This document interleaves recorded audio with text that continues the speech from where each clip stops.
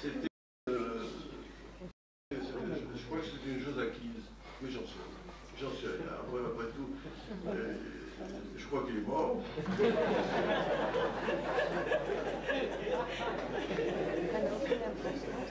Je déplore. Et peut-être n'a-t-il pas été lapidé. En plus, ça m'embêtait étant donné mes attaches que ce soit pour les Tunisiens, mais enfin. Alors, donc je vous rejoins. Enfin, je ne veux pas prendre ça de manière frivole. Vous avez dit une chose très importante. Très importante parce qu'elle revient tout le temps. C'est votre façon d'analyser, je la prends très gravement. Au fond, sur la fonction critique, c'est un petit chapitre dont je conviens qu'il pourrait être plus exhaustif. C'est sur la pensée, ce qu'on appelle la pensée théologique.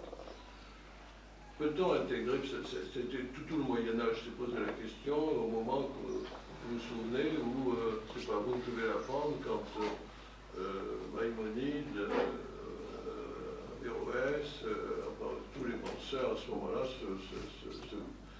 se demandent comment on peut concilier Aristote avec les croyances du monothéisme.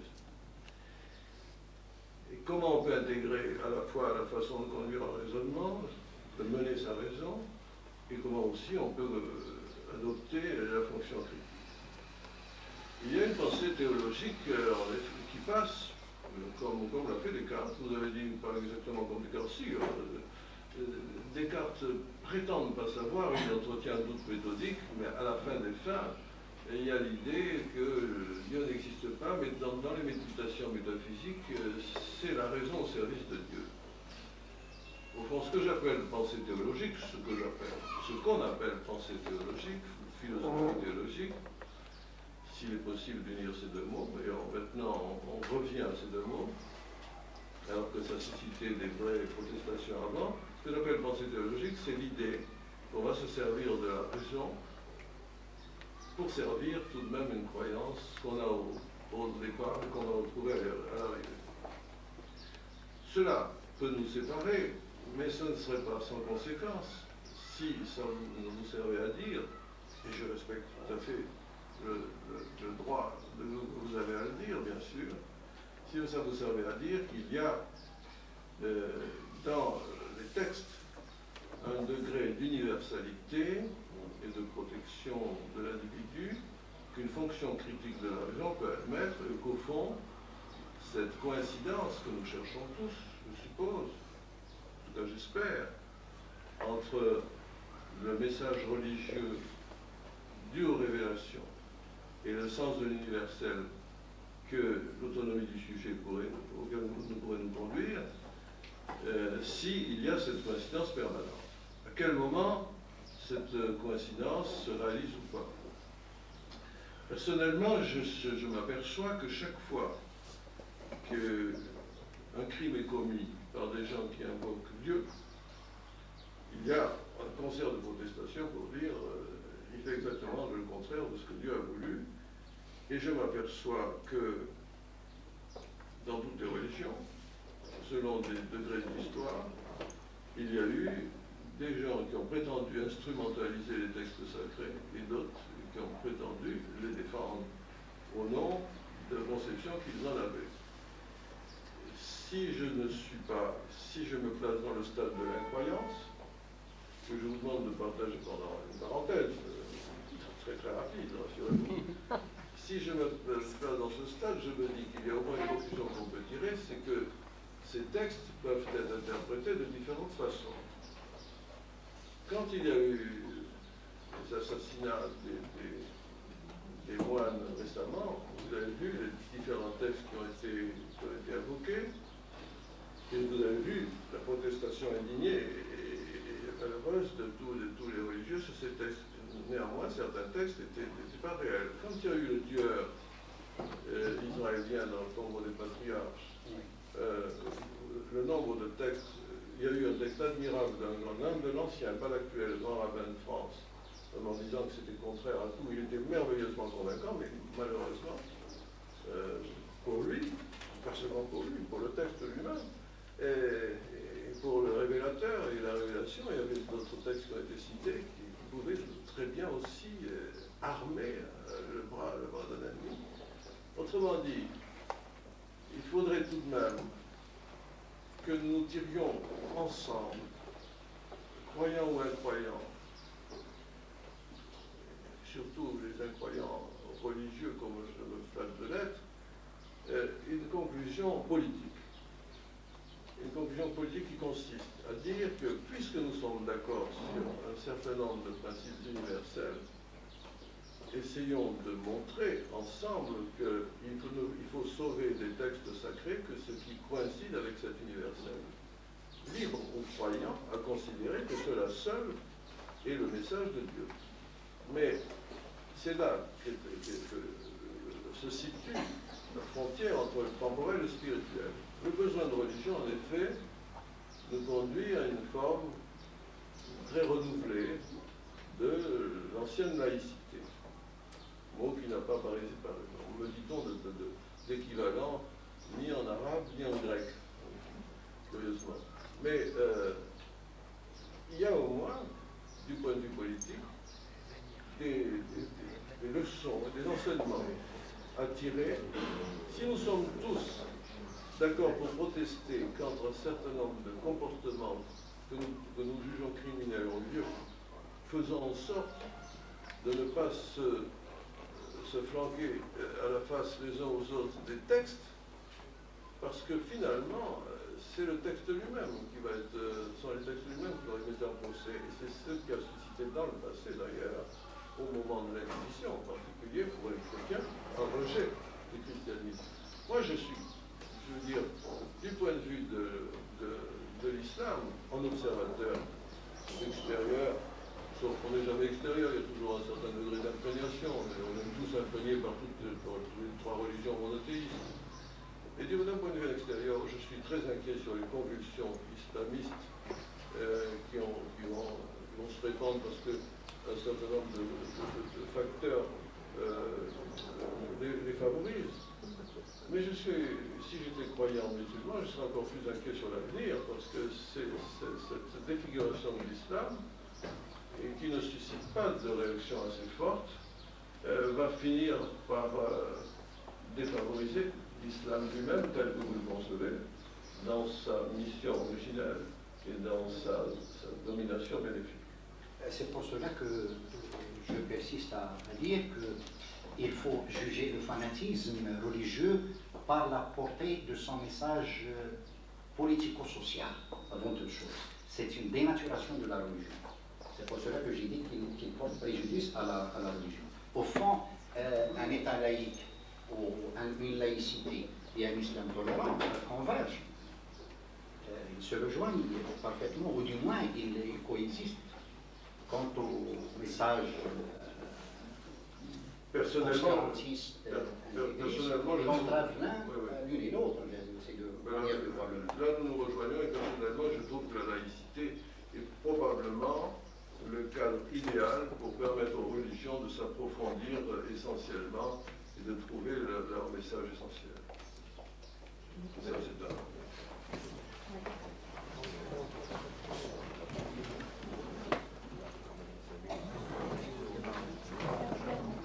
Dans sa totalité, il y a quelque chose en particulier qui m'a frappé et que, sur lequel je voudrais réagir.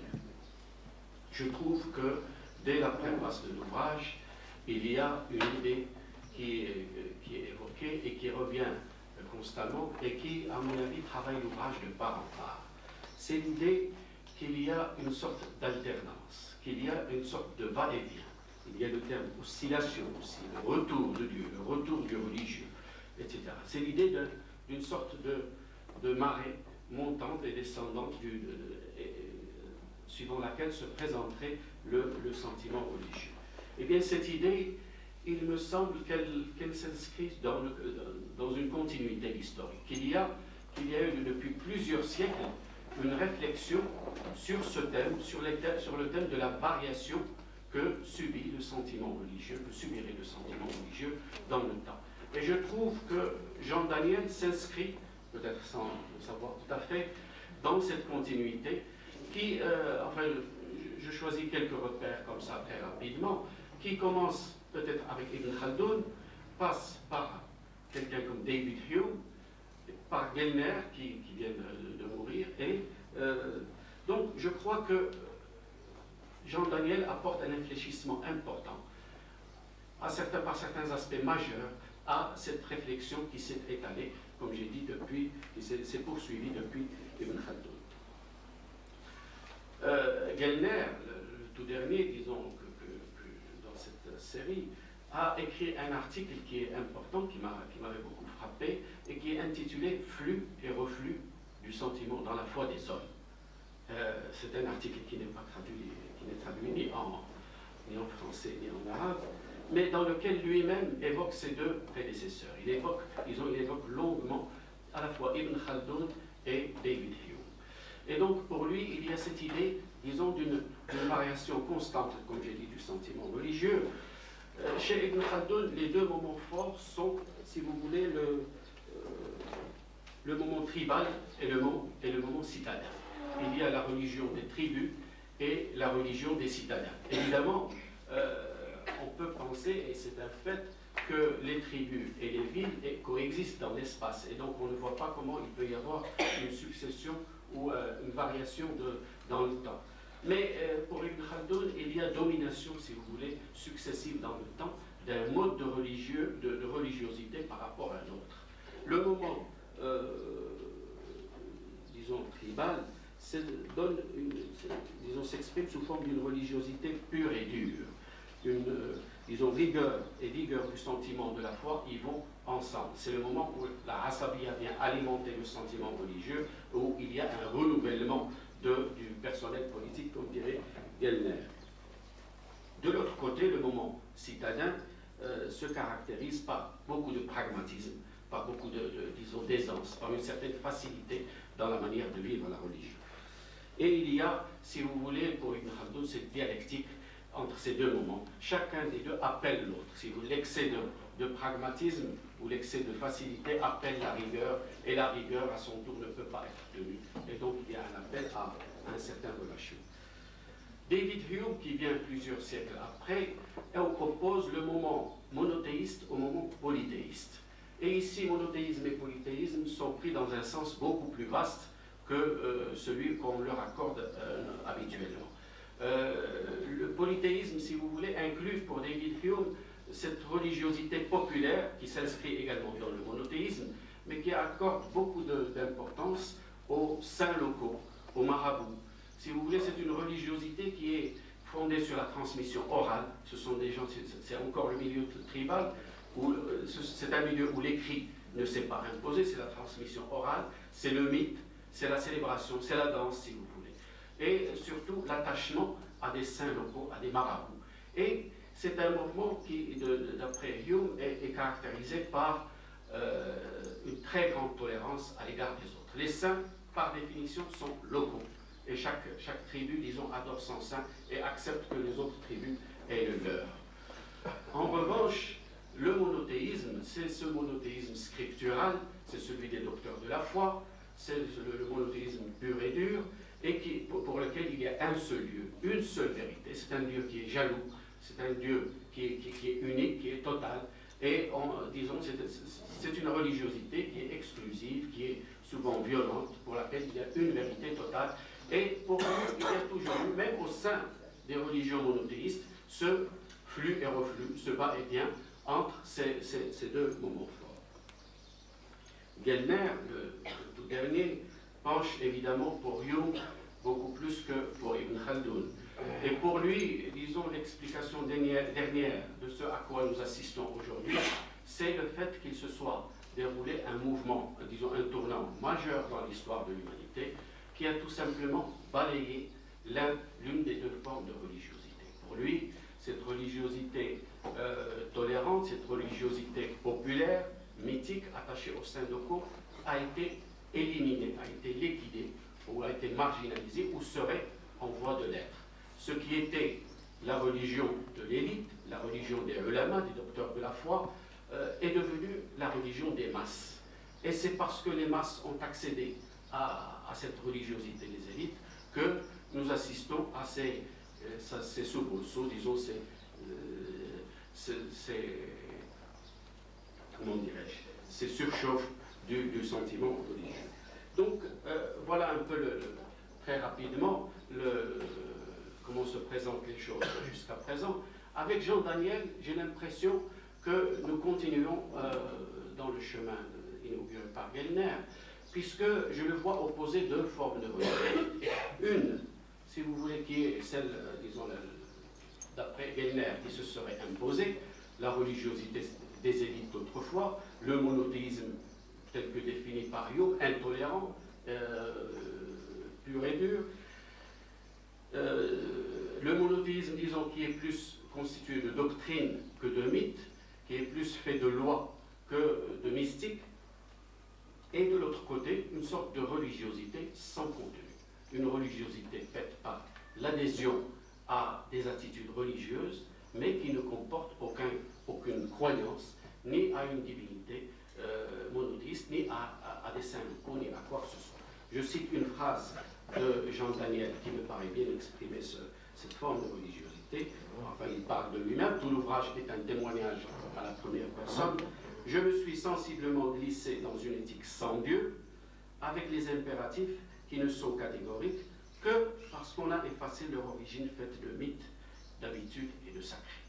En quelque sorte, je vois Jean Daniel reprendre une formule célèbre de Mohammed II, ce réformiste égyptien qui est allé à Paris à la fin du XIXe siècle, et qui, en retournant, s'est écrié: j'ai trouvé en Europe, disons, un islam sans musulmans, j'ai trouvé des attitudes religieuses, islamiques, alors que l'islam n'y était pas, alors que les gens ne sont pas musulmans, et je suis retourné en Orient, et j'ai trouvé des musulmans, mais sans islam. Ce sont des gens qui adhèrent à la foi musulmane, mais qui, disons, n'appliquent pas.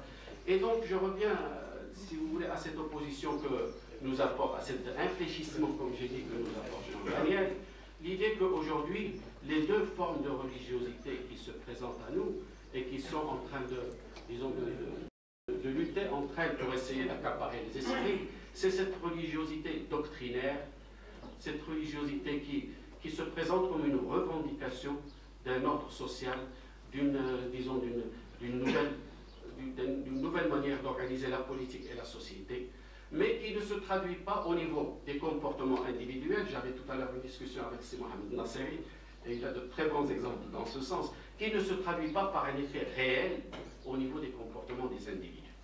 Et de l'autre côté, nous avons affaire à des gens qui se comportent en croyant, mais qui ne croient à rien, qui ne croient en rien. Et je me demande si, et là, si vous voulez, c'est mon interrogation, je me parle à moi-même à haute voix devant vous, je me demande si ce tournant, et qui est majeur dans l'histoire de la religion et de l'humanité, n'est pas le marqueur, ne symbolise pas quelque chose qui est plus important et qui peut être extrêmement grave. Un grand historien, Marshall Hodgson, a dit que pendant plusieurs siècles, pendant plusieurs millénaires, les groupements humains ont vécu dans une espèce de parité, d'égalité. Lorsqu'une découverte majeure était réalisée quelque part, elle était facilement, mais malgré les difficultés de l'époque, elle était facilement transmise aux autres. Disons, la découverte des techniques agricoles, la découverte du feu, etc., tout cela dans le néolithique se sont très bien répandus, et ce qui fait que tous les segments de l'humanité ont pu vivre à un niveau plus ou moins égal. Par contre, avec la modernité, avec cette grande transformation qu'est la modernité, on voit l'un des segments en particulier qui, disons, s'empare, ou qui est, parce qu'il est le premier à y arriver, des techniques, des sciences modernes pour créer une sorte de rupture entre lui-même et le reste de l'humanité. Disons, si vous voulez, la modernité s'est produite, et c'est peut-être simplement un hasard de l'histoire, d'après Hodgson, c'est la résultante de plusieurs forces qui ont travaillé de l'ensemble de l'humanité. Disons, la modernité s'est produite à un moment donné, et elle a introduit un déséquilibre entre les communautés humaines qui se continue jusqu'à ce jour, et auquel nous n'arrivons pas à trouver de remède. En quoi je lis les deux choses? Parce que je me dis que les deux formes de religiosité sont peut-être une expression, si vous voulez. Je ne veux pas reprendre le schéma marxiste de la superstructure par rapport à l'infrastructure, mais quand même, je me demande si ce n'est pas, disons, une religiosité de gens qui, dont la société a atteint une certaine aisance. Donc, disons, dont la société ne vit plus sous tension, si vous voulez. Alors, donc, il n'y a pas de revendication. Il y a déjà, au niveau des comportements, une certaine facilité de vivre. Alors que de l'autre côté, nous avons une religiosité qui est très tendue, la religiosité de revendication. Et que, si vous voulez, nous n'allons peut-être pas avoir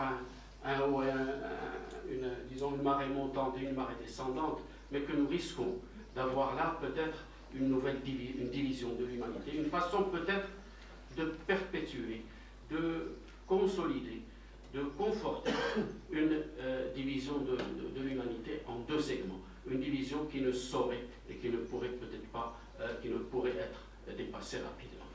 J'ai lu dans Le Monde de vendredi dernier un article, je ne sais pas si vous l'avez remarqué, j'ai oublié le nom de l'auteur, l'avenir entre le rose et le noir. Et cet article dit quelque chose qui m'a paru vraiment très frappant. Il constate que la Chine et l'Inde sont en train de se développer, et que c'est un fait, et que c'est une affaire de quelques décennies. Et il se dit, si demain le 1,5 milliard de Chinois, et peut-être aussi le 1,5 milliard d'Indiens, s'avisent de vouloir, de désirer, d'espérer vivre, avoir le train de vie de la classe moyenne européenne, de vivre comme vivent les Occidentaux aujourd'hui, c'est-à-dire d'avoir la voiture individuelle, d'avoir l'appartement, d'avoir tout cela, est-ce que la Terre risque de pouvoir de supporter tout cela? Est-ce qu'on ne finirait pas? Est-ce que l'écosystème supporterait? Ce serait peut-être, disons, une impulsion très forte pour l'industrie automobile, pour l'industrie du bâtiment, etc., pour les économies, mais il est sûr que la Terre, que l'écosystème dans lequel nous vivons ne supporterait pas une telle extension du mode de vie des classes moyennes occidentales. Et je me demande si, disons, cette réflexion qui nous vient, qui revient de différentes formes, n'est pas une autre facette, ou une autre façon de voir ce déséquilibre, cette déchirure qui s'installe dans l'histoire de l'humanité et qui risque de constituer peut-être le problème majeur du XXIe siècle.